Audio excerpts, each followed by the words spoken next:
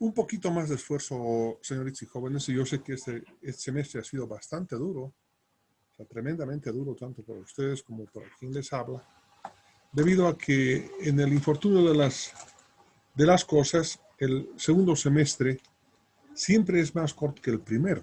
Se han dado cuenta, por lo menos un mes es donde nos atrasamos, aparte que en este semestre ha habido dos suspensiones, el anterior lunes ha sido feriado, y así sucesivamente. De manera que vamos a empezar ya con el trabajo. Y vamos ya habíamos estado grabando también. Bien. Entonces, lo primero que vamos a ver es el estudio organizacional. Es uno de los estudios, al igual que el estudio de mercado, el estudio socioeconómico, el estudio técnico. Es una parte importante porque tiene una característica muy especial el estudio organizacional, como vamos a ver a continuación. Entonces, continuamos. Un momentito, por favor. No abran la puerta, por favor, allá.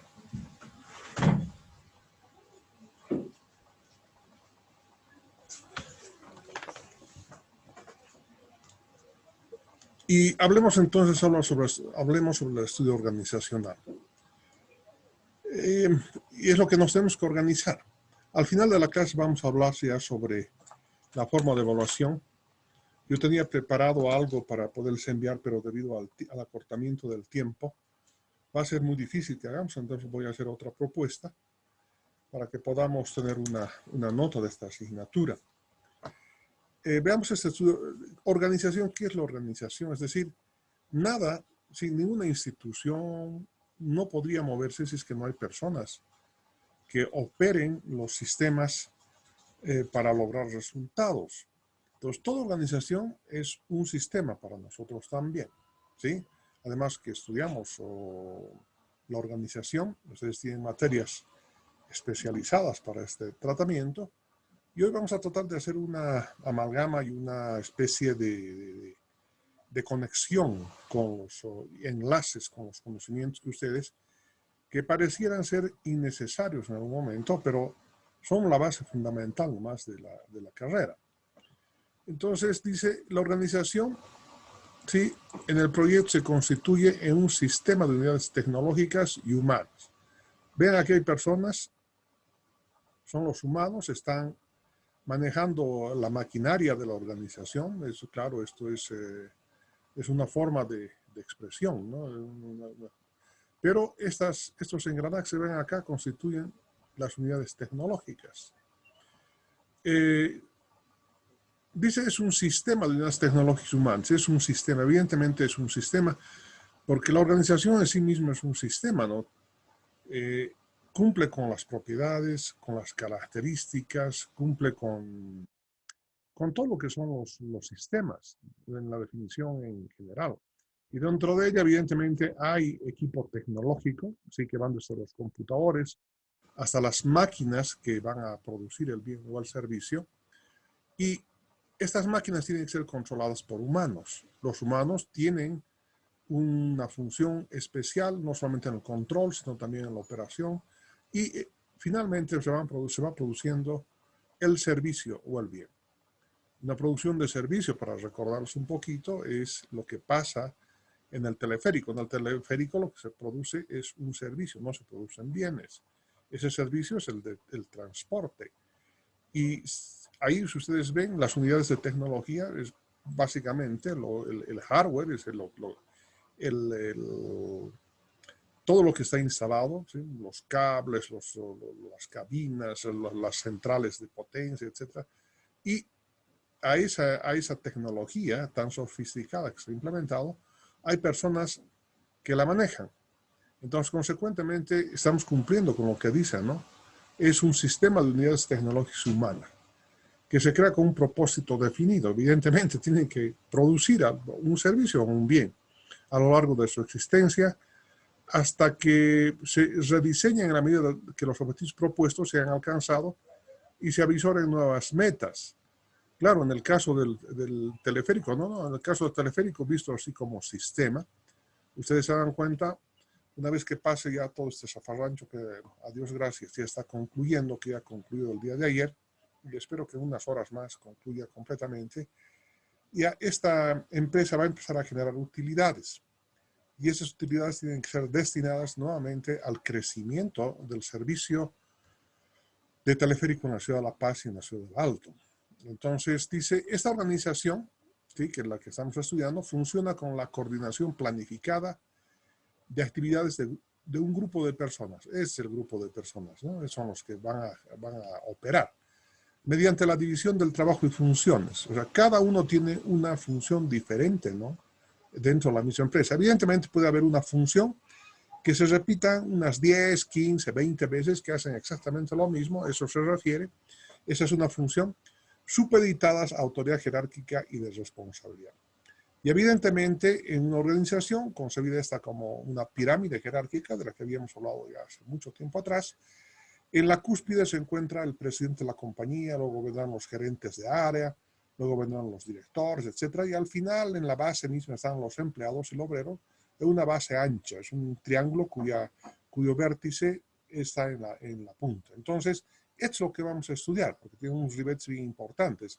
¿Por qué razón? Porque fíjense, hasta ingeniería del proyecto hemos determinado los equipos, el layout, el diagrama de flujo del proceso, hemos calculado el balance energético, el balance másico, se ha hecho una planificación de la producción y gracias a esa planificación de la producción es que sabemos cuántas personas necesitamos, por lo menos en el área de producción de servicios o de bienes. Pero también hay otra sección que es la sección administrativa, contable, que tienen funciones específicas también. Ellos no hacen un esfuerzo físico, pero hacen un esfuerzo intelectual. Ellos son los que sobre la base de la información que se genera, entonces ellos van realizando cierto tipo de funciones para poder determinar si es o no conveniente seguir operando el sistema. O también están dedicados a que tenga una buena performance ese sistema para que siga sobreviviendo en un mundo tan competitivo como el nuestro. Y en el caso de los proyectos, evidentemente tenemos que hacer una organización que sea la más económica posible, la que pueda brindar una solución a los problemas que se están presentando. Entonces, continuemos con esto, si no se va a hacer demasiado largo. Hay mucho que hablar sobre la organización, pero estoy hablando de personas que ya conocen sobre organización. Ustedes son ingenieros de sistemas y se supone que el ingeniero de sistemas conoce que donde va a trabajar es justamente la organización. Es lógico asumir como sistema, ¿sí?, que como sistema la organización es un organismo vivo y evidentemente la organización es un sistema vivo y que se interrelaciona con el medio en el que se desenvuelve. Evidentemente tiene que interrelacionarse porque es un sistema. Un sistema tiene inputs y tiene outputs. Los inputs los recibe del medio, ¿sí?, y los outputs son los productos o servicios para los proyectos que estamos presentando que tienen que dar al medio. Obteniendo un equilibrio dinámico, dice, en el trabajo. Evidentemente tiene que haber un equilibrio en el trabajo. No podemos sobrecargar trabajo. Tenemos que otorgar, ¿sí?, las funciones de manera adecuada a cada uno de los grupos de trabajo. No sé, aquí si ustedes se fijan acá, estos son varios grupos de trabajo que están trabajando en una organización, pero al mismo tiempo son diferentes porque sus funciones son diferentes. Supongamos que sea ingeniería, que sea mantenimiento, que el señor sea en contabilidad, sean ventas, etcétera, etcétera. Entonces, pero todos ellos van generando información. Eso es lo más importante, ¿verdad? Dice, otra propiedad que sustenta el funcionamiento de la organización es la sinergia.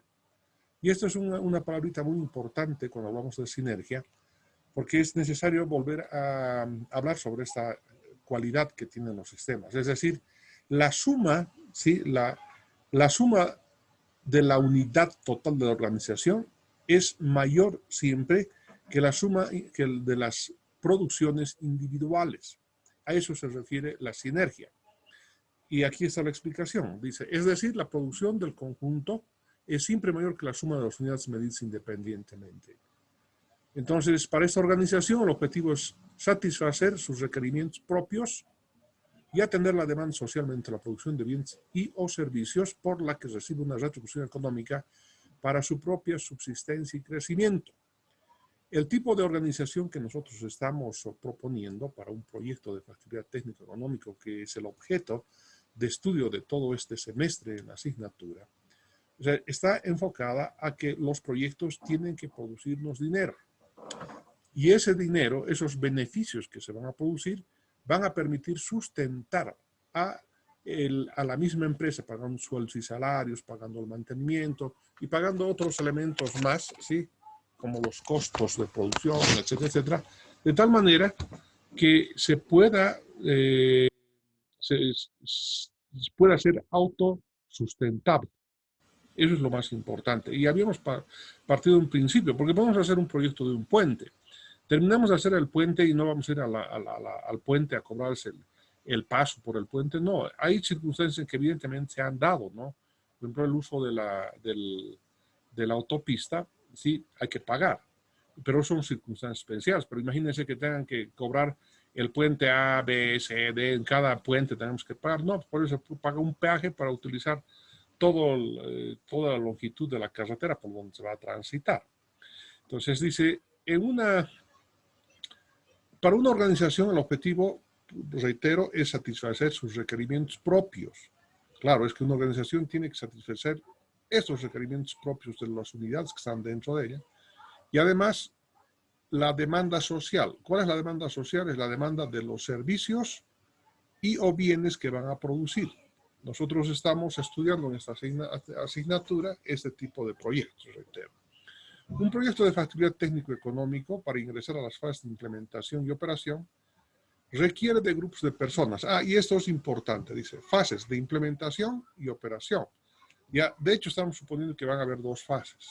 Claro, va a haber la fase de implementación, es decir, si ustedes se acuerdan, en la última clase había abordado el problema de pérdida, casi cayéndonos todos de sueño. Ese ejemplo les va a servir a ustedes para que puedan guiarse, pero en sus proyectos pueden hacer un diagrama Gantt, es más que suficiente. Pero de lo que se trata, sí, es de pensar en ese Gantt, hemos indicado, en ese Gantt o en ese PERT-CPM, hemos indicado qué es lo que se tiene que hacerse hasta poner en marcha la planta. Entonces, esa fase de lo que tiene que hacerse se llama implementación y montaje, y tiene una característica muy especial, ¿no? No tienen el mismo tipo de organización para la fase de operación porque es otra. Entonces, en consecuencia, lo que tenemos que hacer es pensar en que existen dos fases, la de implementación y operación. Dice, en ambos casos requiere de grupos de personas que lleven adelante su tarea mediante una planificación previa. Esa planificación es la que vamos a hacer en esta organización. Hemos hecho ya otro tipo de planificación en la parte de ingeniería, pero aquí de lo que se trata es de hacer una planificación en la organización. Entonces, dice que cuenten con recursos para su ejecución y realicen control de estas actividades para corregir y reencauzar los esfuerzos en procura de alcanzar los objetivos propuestos. Y eso es verdad porque los sistemas, o sea, para sobrevivir, o sea, tienen que cuestionarse a sí mismos, ¿no? Y una vez que se cuestionan a sí mismos, empiezan a encontrar fallas y hacen las rectificaciones necesarias para continuar avanzando en la vida. En la vida, por supuesto, organizacional. Y aquí dice, y reitero, ¿no? En el capítulo de Ingeniería de Proyectos, el que hemos estudiado hasta hace unos 15 días atrás, o 14 días atrás, ¿no? Específicamente en el planeamiento de la producción, se había establecido el número de obreros para la operación de las máquinas como efecto de una primera aproximación por la experiencia del Onosonalid sobre el tema. Sin embargo, en la realidad debe ser el resultado de aplicación de la ingeniería de métodos, ¿no? Entonces, llevan una asignatura que es ingeniería de métodos, y en la ingeniería de métodos lo que se hace es calcular básicamente los tiempos y movimientos, ¿no? Para poder sistematizar el trabajo, para realizar los manuales de procedimientos que ustedes también los tienen que elaborar. Claro, evidentemente es una ligazón, es una conexión que existe con la administración de empresas, pero en definitivamente también ustedes llevan estas asignaturas. Entonces, Dice, cuyos principios fundamentales de la división del trabajo son el resultado de tiempos y movimientos, concebidos por Frederick Taylor, ¿sí? Que es el padre de la administración y el padre de la ingeniería industrial. Por eso dice el padre de la administración científica, y posteriormente profundizados por los esposos Gilbert, Frank y Lydia Gilbert. De ahí viene el denominativo de los terpelics, que son los micromovimientos que se tienen que estudiar para poder, en cada una de las estaciones de trabajo, para poder optimizar y además conocer si va a poder atender una sola persona o se necesitan 2 personas, etc. En el capítulo de organización es complejo llegar a este nivel de desarrollo de la asignación de trabajo, pero al menos, dice, debe establecerse un primer acercamiento para lograr un cuadro de personal lo más cercano a lo real, debido a que la falta de masía repercute en los costos operativos de manera significativa. En los proyectos que estamos elaborando, o sea, tenemos que ser tan cuidadosos en la organización, porque se trata de personas, de tal manera que tenemos que llegar al óptimo de alguna manera, si se pudiera, o a lo mejor posible. Entonces, para esto, sí, tenemos que recurrir justamente a lo que ustedes han estudiado en ingeniería de métodos. Entonces, esa ingeniería de métodos nos va a permitir conocer cuántas personas, qué tiempo van a tener, cómo van a trabajar. Es decir, es la organización del trabajo, ¿no?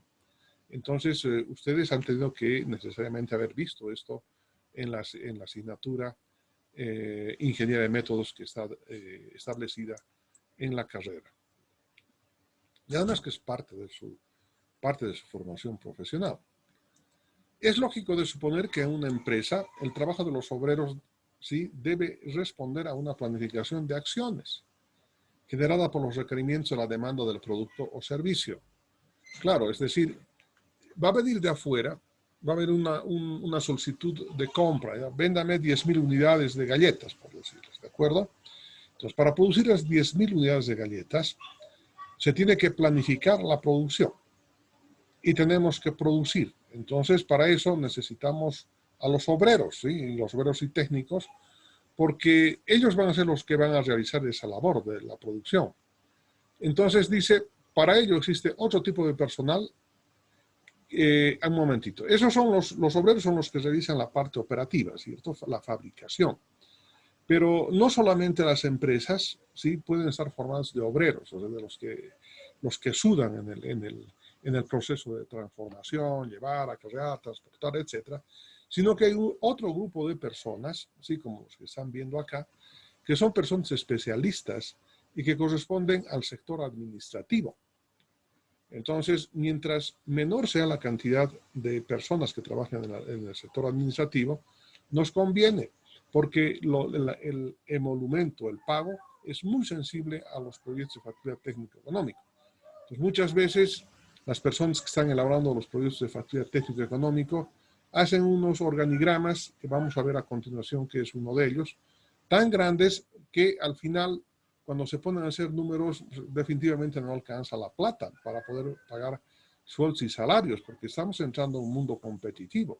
Las empresas que están en la competencia tampoco no son empresas tontas, entonces tratan de bajar sus costos para estar estables y poder hacer la competencia al resto de las empresas que están en un sistema de competencia perfecta o en un monopodio, dependiendo cómo son las cosas, ¿verdad? Ustedes ya conocen este asunto porque hemos estudiado el capítulo del estudio de mercado. ¿Qué más saber acá? Dice, este personal, dice, debe ser contratado por poseer conocimientos y habilidades intelectuales especializados que traducen los códigos de las esferas externas de la organización y ponerse en acción. Asumen rutinas de orden y control entre diversas partes del sistema, de manera que en cumplimiento, ¿sí?, del principio de la equifinalidad, es decir, ¿cuál es el principio de la equifinalidad en los sistemas? Que todos tenemos una labor específica, hacemos esa labor, pero que constituye una parte más del engranaje, y todos trabajamos para un mismo fin. Por eso ahí dice equifinalidad. Fin igual, o sea, todos estamos trabajando, tenemos nuestras propias funciones, pero estamos trabajando para el cumplimiento de los planes operativos anuales, por decirles, de la planta de producción de bienes y o servicios. Este grupo de personas, que normalmente son calificados como administradores, constituyen la mano de obra indirecta para fines de costeo en el capítulo siguiente. Y esto ya es importante adelantarse, es decir, los obreros, ¿sí?, los que están en la producción, normalmente se los considera mano de obra directa. Y a la parte administrativa, que la tienen ustedes acá, se la considera mano de obra indirecta. ¿Por qué razón? Porque si este señor que está acá el día de mañana falta su fuente de trabajo, bueno, un poco va a dificultar, sí, pero igual se va a seguir produciendo. Pero si un obrero, sí, se falta su fuente de trabajo, entonces va a disminuir la producción. Por eso que es la división entre mano de obra directa y mano de obra indirecta. Ambas manos de obra son completamente importantes, por supuesto. Enrique Fayol, que es el ingeniero que ustedes lo ven acá, él es Frederick Taylor. El señor que está acá en la mitad es Elton Mayo, la señora Lillian Gilbreth y otros personajes más de la administración y los paradigmas o las escuelas que se han formado. El señor es Max Weber, ¿no? El señor es Max Weber, alemán, que ha instituido el concepto o el paradigma de la burocracia. Es decir, dice que para que pueda funcionar un sistema, ¿sí?, de producción de bienes y o servicios, tiene que tener, dice, una burocracia, es decir, las personas que tengan que manejar los papeles, hacer las cuentas, girar los cheques, hacer el control al personal, las labores administrativas que ustedes ya me comprenden. Se han citado solo dos paradigmas de la ciencia de la administración. Es la administración científica de Frederick Taylor, sí, y la ciencia de la administración de Henry Fayol. Entonces, por este hecho, en la práctica se requiere de un especialista en administración de empresas, preferentemente. Existen varias escuelas de la administración, es decir, y la organización responde justamente a esas tendencias. Entonces, ¿cómo queremos organizar? Y para querer organizar tenemos que enmarcarnos en una escuela administrativa, en un paradigma de la administración, para poder organizar y para poder llevar adelante. En fin, ustedes, yo me imagino que también esto ha sido parte de su estudio en los años anteriores, pero simplemente lo digo para recordarse un poquitito de que la organización está en función de cómo queremos administrar nuestra empresa, nuestra organización, la que estamos nosotros pretendiendo, si con el proyecto, establecer para poder obtener el mayor beneficio posible. Mientras menores sean los costos, posiblemente tengamos mayores beneficios y consecuentemente el proyecto va a ser factible. Sin embargo, como les decía, o sea, que no vaya a ocurrir como ocurrió en la planta de volatilización de la Palca en la ciudad de Potosí. Este fue un ejemplo que les puse en conocimiento, cuando los carpinteros, albañiles y todos formaron su sindicato y obligaron a que la Comibol les contratara como mano de obra, ¿no? Donde había necesidad de 50, habían como 200 trabajadores y la planta no funcionaba, sino entró en quiebra y tanta gente además cobrando sueldos y salarios, definitivamente esa planta nunca funcionó y 150 millones de dólares al agua. Hoy en día ahí funciona la planta de baterías de litio, ¿no? Pero no tiene nada que ver pues con lo que fue diseñado. Además que vieron los soviéticos en esa época, lo que hoy día son los rusos, y en el infortunio de las cosas no tienen una tecnología muy probada, ¿no? Y ahí se ha puesto en evidencia, y no solamente la planta de volatilización de La Palca, sino también la planta de volatilización de Machacamarca y de otras plantas más. Es decir, los rusos y los chinos, cuando les conviene, pues hacen una buena tecnología, y cuando no, bueno, la hacen como la tecnología que les estoy comentando. El tamaño del proyecto también determina la estructura organizacional. O sea, mientras más grande la empresa, más grande la industria, más gente va a trabajar. Entonces, El tamaño del proyecto determina la estructura organizacional. Esto también es verdad, o sea, más pequeñita, menos gente. Sin embargo, dice, el desarrollo de las ciencias y tecnología de la comunicación e información, de la que nosotros hacemos gala para lo que ustedes están estudiando, como los sistemas, en la actualidad puede sustituir los esfuerzos rutinarios y repetitivos, de manera que ya no es relación directa, pero debe considerarse la introducción de la tecnología que repercute en las inversiones y el mantenimiento de la misma en la fase de operación con sus consecuentes costos de mantenimiento. Bien, ustedes se deben acordar, tal vez algunos ya ni han conocido, ¿no?, cómo se pagaban antes las facturas de luz. Había que ir hasta la esquina de la calle del Prado, de la Mariscal Santa Cruz, con unas calles que suben a Colón, creo, y había que hacer colas infinitas, tiempo, etcétera, pagando la factura de la luz. Hoy en día han cortado, ya no hay cobro de cajeros en esa institución, en la empresa de La Paz, ya no hay, ya no sé. ¿De qué ha pasado? ¿Qué es lo que ha pasado? Sí, definitivamente se han implementado sistemas y ahora se pasa todo y cobran los bancos, y de los bancos cobran seguramente un pequeño porcentaje por custodia y trabajo de sus cajeros, y automáticamente les van cargando las cuentas nomás, ¿no?, de la empresa. Es decir, fíjense cuántas personas han disminuido de un trabajo rutinario, lo que decíamos acá, ¿no? Ya no hay, ya no es, las operaciones rutinarias en el área de administración definitivamente van acortándose. Ya no es como antes, ¿no? Entonces yo tengo otros ejemplos más que podía decirles, pero es que es tan corto el tiempo que vamos a tener hoy en la noche que no me va a permitir ejemplificar más, ¿no? Estamos corriendo en este momento, pero fíjense ustedes, solamente hemos parado como consecuencia de festividades o en su caso de alguna disposición interna de la carrera, pero no hemos fallado en las clases.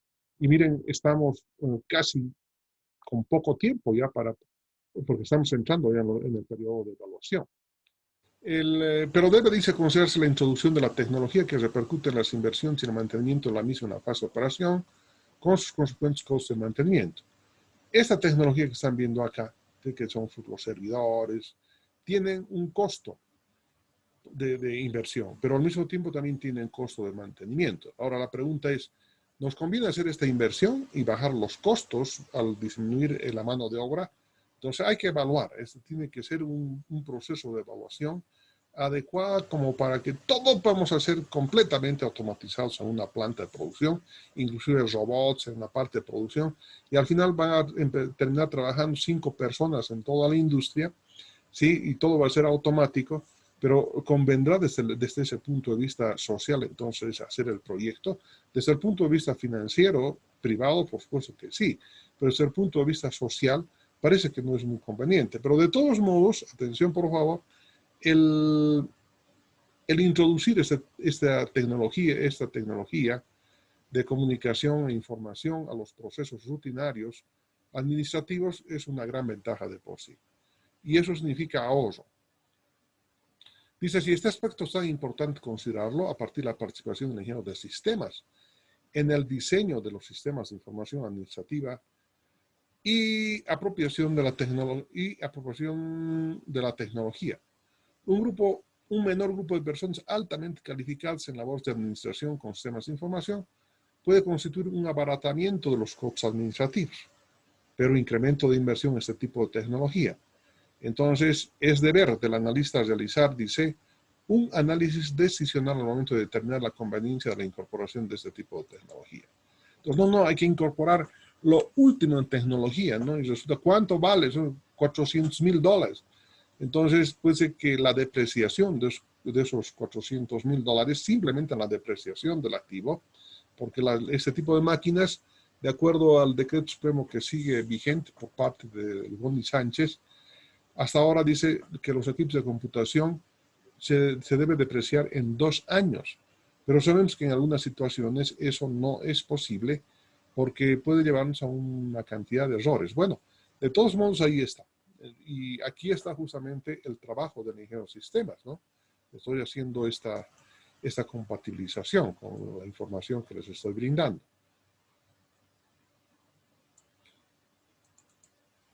El número de personal administrativo tiene incidencia en la inversión en obras de infraestructura. Cada elemento del sistema debe tener un área para el ejercicio de sus funciones. Fíjense, he puesto justamente esta fotografía, ¿sí?, de un área del trabajo administrativo. Aquí no se está produciendo ningún servicio. Esta es la parte del organigrama, ¿sí?, administrativo, que sirve justamente para hacer el control de todos los procesos, para hacer el control de los dineros que se han invertido, el control de los ingresos, de los egresos, etcétera, que sí tiene que haber en una organización. ¿Podemos automatizar completamente? Eso podría ser el caso, pero en muchas de las circunstancias tampoco no conviene, debido a los costos y debido además al elemento de tipo social. Ahora, claro, como inversionista privado, mientras menos personas tengan la parte administrativa, me es beneficioso, ¿no? Así me evito de sindicatos y que me estén haciendo problemas y de todo, ¿no? Muy bien. Condiciones como la privacidad en el ejercicio de funciones. Aquí hay unos cubículos, si se ven, y aquí adentro hay 8 oficinas cubiertas con vidrio. Archivo de documentación, áreas de servicio y baños deben ser consideradas en el momento del diseño arquitectónico. No debe olvidarse que estas áreas deben ser embellecidas para crear ambientes empáticos para el desarrollo laboral. Esto es otro de los elementos que me gusta compartir con ustedes, porque normalmente si los administradores, ¿dónde van a entrar? Los oficinas más feas, lúgubres les dan, ¿no? Entonces no puede ser así. En el momento de hacer el diseño arquitectónico en la parte de ingeniería, no se olviden ustedes una cosa, que los capítulos de un proyecto de factibilidad técnico-económico no son compartimientos estancos, sino que son capítulos que se van interrelacionando hasta la conclusión y más allá de la conclusión de la elaboración del proyecto. Se puede irse adelante, atrás, está en función de cuál es la mejor manera, cuál es el mejor nivel, sino el óptimo, por supuesto, de poder hacer la presentación del proyecto, de poder elucubrar, de poder idear, de poder concebir el proyecto. Entonces, está en función de aquello, y al estar en función de aquello, ya más o menos tenemos una idea de qué cantidad de personas van a trabajar, y entonces darle al arquitecto, ¿cierto?, decirle, queremos un espacio de este tipo que sea lindo, que sea adecuado, porque las personas también tenemos que tener para trabajar ciertas condiciones de ergonomía, ¿cierto? Es decir, para que podamos movernos, sillas adecuadas, ambiente adecuado, aireado, con una temperatura adecuada, etcétera, porque caso contrario disminuye también el rendimiento laboral, ¿cierto? Muy bien. Se va a cortar en unos segunditos más y vamos a continuar con el estudio siguiente. Aquí está. Dice la tradicional imagen, por ejemplo, de los serenos. Aquí está un sereno. Sí, pero la tradicional era con su linterna, su uniforme, su revólver en la cintura y dando vueltas por alrededor del campus operacional, ¿cierto? Entonces ya no existe pues ese criterio. Ahora tienen cámaras, tienen circuitos cerrados de televisión y utilizando estas cámaras, ellos pueden controlar, y mejor todavía, ¿no?, con un joystick, ahí, ¿no?, en ángulos de 180. Entonces, asimismo, dice, la utilización de formatos preimpresos ha sido transformada en pantallas digitales de sistemas de decisión que implementan los ingenieros de sistema. Es decir, casi